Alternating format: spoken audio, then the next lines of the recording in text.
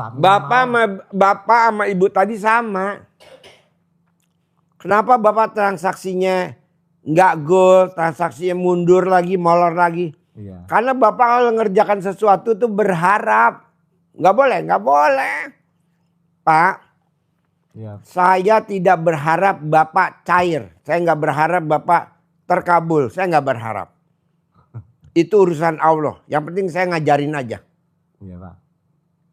Percuma saya berharap kalau Allah nggak kabulin. Makanya yang kemarin dari Tasikmalaya yang cair 10 miliar sama. Dia jalanin proyeknya di luar negeri di Amerika. Iya Pak. Dia tinggalnya di mana? Tasikmalaya. Iya betul. Kagak tinggal di Amerika, tinggalnya di Tasikmalaya. Dia ngerjain proyeknya di Amerika. Cair 10 miliar. Gue setuju itu. Jadi duit ngejar kita, bukan kita ngejar duit. Oh iya Pak. Tapi jalanin, syukurin, nikmatin. Jadi bapak di rumah aja. Ngapain Pak Haji di rumah? Aerobik, yoga, masak buat suaminya kalau suaminya pulang. Masak buat anaknya kalau anaknya pulang. Jalan-jalan sama suaminya di restoran yang paling mahal. Jalan-jalan sama anaknya. Tapi duit datang sendiri. Wasilahnya dari mana aja. Yang penting berbuat. Kalau kita kan enggak berharap. Makanya saya setuju tuh orang Tasik. Saya praktekin ilmu RDI nggak berharap Pak Haji. Alhamdulillah. Jadi dia sedekah subuh di muka. Sedekah Jumat barokah di muka. Kalau kita kan mikir. Hah? Sedekah di muka nanti bayar listrik gimana? Oh goblok. Listrik kan nanti tanggal 20. Sekarang baru tanggal 17. Berapa sekarang? 17 Pak. 17. Tenang aja. Jalanin, syukurin, nikmatin. Kalau bapak kan berharap nanti kalau goal saya mau ganti motor. Enggak Pak Haji. Nanti kalau goal saya mau ganti mobil. Nanti kalau goal saya mau renovasi rumah. Nanti kalau goal nggak boleh Pak. Jalanin. Ya, Pak. Jadi bapak kelemahannya satu, berharap. Setuju? Setuju Pak. Kalau nggak setuju ya nggak apa-apa. Ini kan mulut-mulut gue. Oke? Oke Pak. Jangan berharap. Iya Pak Haji. Pak, saya punya tamu namanya Subarno. Datang ke sini kondisinya udah parah banget. Mau tahu sakitnya? Batu empedu. Dokter udah angkat tangan. Kata dokter besok hari Rabu kamu harus operasi. Dia datang ke sini hari apa? Senin. Pak Haji besok Rabu saya harus dioperasi karena dokter udah angkat tangan saya sakit batu empedu. Lo sakit gula. Lo sakit jantung. Lo sakit ginjal. Lo udah komplikasi. Kalau lo batu empedu operasi gak usah kemari. Mati aja udah lo. Sadis banget Pak Haji. Dokter lebih sadis lagi dari gue. Karena anak gue dokter tiga-tiganya. Apa yang dilakukan sama RDI sama saya? Tinggal di sini, gue kasih duit 10 miliar. Begitu. Alhamdulillah tinggal di sini Pak. Baru 4 hari ya. Kita bikinin air kelapa direbus. Tapi yang ngerjain bukan gua, anak buah. Namanya Bambang Anco. Direbusin, kelapa hijau diminumin. Gue bikinin air asinan dari gue. Minumin. Baru 4 hari. Sekarang ke Cipto Mangunkusumo. Di rumah sakit RSCM. Di rongsen. Batu empedunya hilang. Gulanya dari 285 atau 200 berapa tuh. Sekarang tinggal 125. Nah, lo coba praktekin jangan berharap. Bos, orang Tasik maksain sedekah 10 juta, 10 juta. Ya Pak Haji. Bisa cair 10 miliar. Berapa hari terkabul? 3 minggu. Ya Pak Haji. Lu 2 bulan kelamaan. Nonton pasti orang Tasik 3 minggu. Tapi nggak boleh berharap, bos. Lo nggak makan, uang makan lo buat sedekah subuh, bohong lo nggak selesai masalahnya. Sekarang kan kita makan iya, sedekah enggak. Jadi sedekah dipaksa. Dong. Kalau makan lo sekali, yang 2 kali makan buat sedekah. Kita kan enggak, bos. Maunya makannya 3 kali, tapi enggak sedekah. Tapi pengen terkabul, ampret, enggak ada. Paksa, bos. Gue maksa nih, bos, sama anak yatim. Enggak punya kolam renang, gue enggak punya kolam renang. Tapi gue paksain berenang di Toyo Lembah Pinu, Lembah Hijau. Dulu yang ngasih mobil Gorobikon namanya Pak Haji Sultan. Rumahnya di Kemang. Kaya raya. Rumahnya harganya 600 miliar. Punya kolam renang. Nah, tiap hari anak yatim diundang berenang ke tempat dia. Nah, gue duduk. Pasti gue punya kolam renang. Pasti gue punya kolam renang. Pasti gue punya kolam renang. Punya kolam renang gue sekarang. Karena anak yatim ngaji di tempat gue. Tiap hari. Tiap hari gak? Tiap hari. Namanya Pak Haji Sultan. Pasti dia lagi nonton. Tiap hari. Kedua. Dia punya mobil Robicon. Pasti gue punya Robicon. Pasti gue punya Robicon. Pasti gue punya Robicon. Robiconnya dia dikasih ke gue. Betul? 2. 3 ya. Dia punya mobil Mercy. Pasti gue punya Mercy. Pasti gue punya Mercy. Pasti punya Mercy. Mercy-nya dia E250. Mercy-nya gue E500. Lebih gede mana? 500. Lebih gede gua, 500. Jadi ucapan adalah doa. Jadi saya nggak setuju ibu berusaha, nggak setuju. Niatin, karena di Al-Quran ayatnya, kalau kamu punya keinginan, kamu cukup niat. Biar aku yang mewujudkan. Jadi yang wujudin siapa? Allah.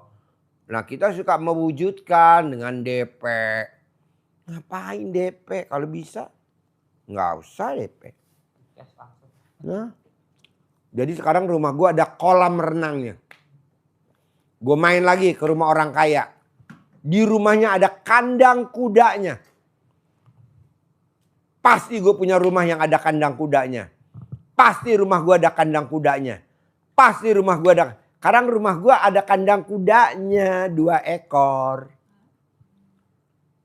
Kalau rumah ada kandang anjingnya udah umum. Gue kandang kuda. Ayo. Oke. Main lagi gue ke rumah orang kaya. Di rumahnya ada akuarium dari kaca yang gede. Isinya ikan koi. Pasti gue punya ikan koi di akuarium gede. Pasti gue punya. Alhamdulillah punya akuarium gede ikan koi.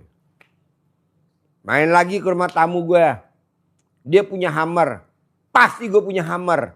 Pasti gue punya hammer. Hammernya dikasih ke gue.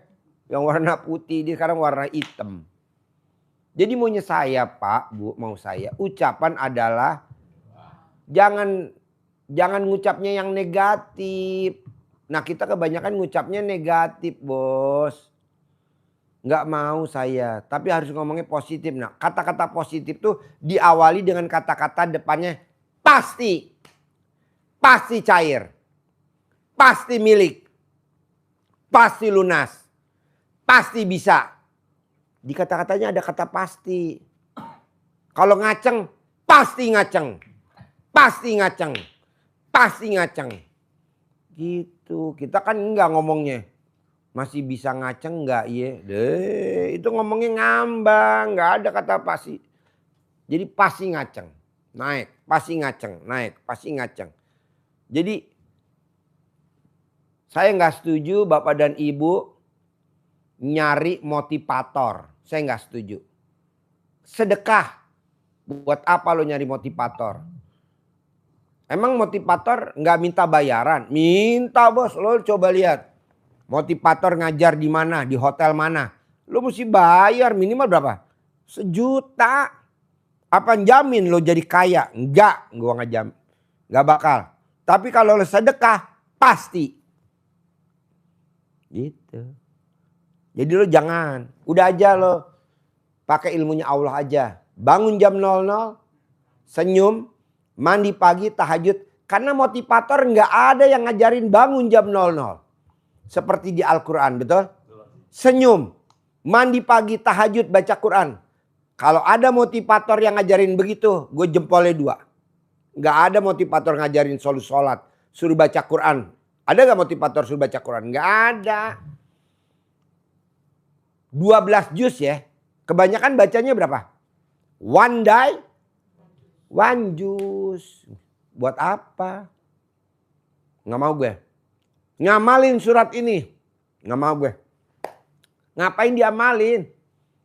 Dipraktekin. Ngapain dibaca? Ini dibaca. Baca surat ini. Bacanya diamalin. Dikerjain. Ada gak sih Pak Haji? Ya itu tadi surat Fatir. Sama surat Al-Muzammil. Dia langsung dipraktekin. Jadi jangan dibaca. Kebanyakan kita kan dibaca. Diwirid 1000 kali. 10.000 kali. Bohong. Coba lihat yang ngamalin kalau dia terkabul. Bohong. Jadi apa? Dikerjain. Dalam arti kata dipraktekin kayak surat. Coba terangin coba.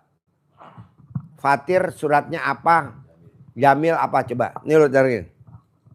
Ya, jadi kalau dasar yang kita masih baca tadi, kita baca itu untuk memperkuat keyakinan kita dalam mengamalkan. Memperkuat keyakinan kita bahwa ini perintah Allah, kalau kita kerjakan pasti Allah kabulkan hajat kita. Dikerjakan, bukan dibaca. Baca untuk Baca lagi 1000 kali. Buat apa? Dipahami. Dipahamin. Jadi kita ngasih pemahaman. Baca surat Al-Muzammil ayat 1 sampai dengan 7. Itu bukan berarti ayat 1-7 itu dibaca.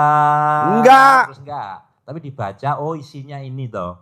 Bahwa Pak Haji ngajari kita bangun jam 00. Kerjain.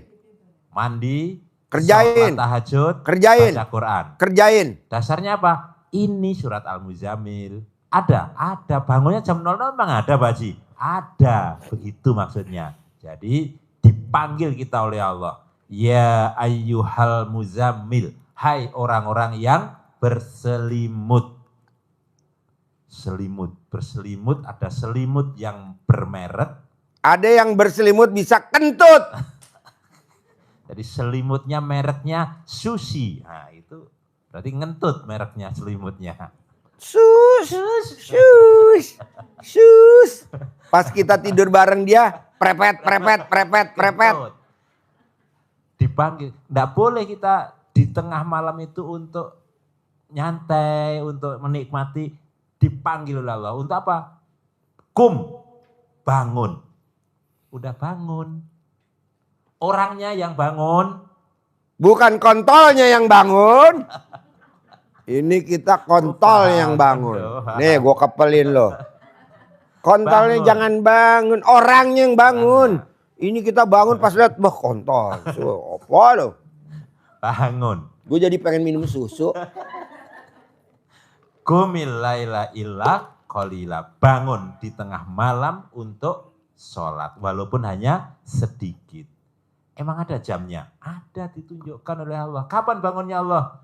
Nisfahu awingkus minhu qalila. 1/2 malam. Berarti jam? 00. 1/2. Tengah malam. Bangun. Harus tepat? Enggak. Awingkus minhu qalila. Atau kurang sedikit. Kalau lebih boleh enggak Allah? Boleh. Auzid alaihi. Atau lebih sedikit darinya. Boleh lebih. Terus ngapain?